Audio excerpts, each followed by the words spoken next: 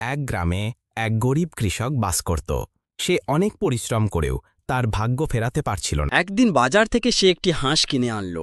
পরদিন সকালে কৃষকটি হাঁসের ঘরের কাছে গিয়ে অবাক হয়ে গেল। সে দেখল হাঁসটি একটি সোনার ডিম পেড়েছে।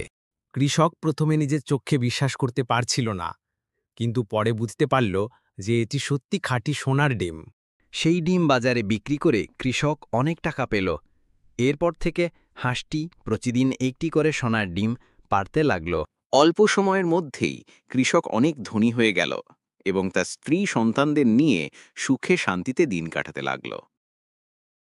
কিন্তু কিছুদিন পর কৃষকের মনে লোভ জন্মাল।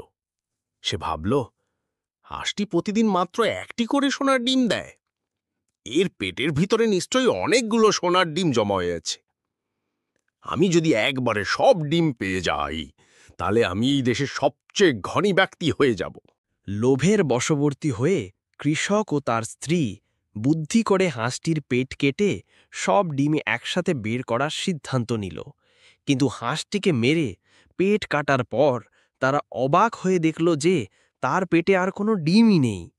এটি ছিল একটি সাধারণ হাঁসের মতোই। বোকা কৃষকটি তখন তার ভুল বুঝতে পারল, কিন্তু ততক্ষণে অনেক দেরি হয়ে গেছে। অতি লোভের কারণে সে তার প্রতিদিনের সোনার ডিম পাওয়ার উৎসটিকেও চিরতরে হারাল। কৃষকটি আবার আগের মতো গরিব হয়ে গেল।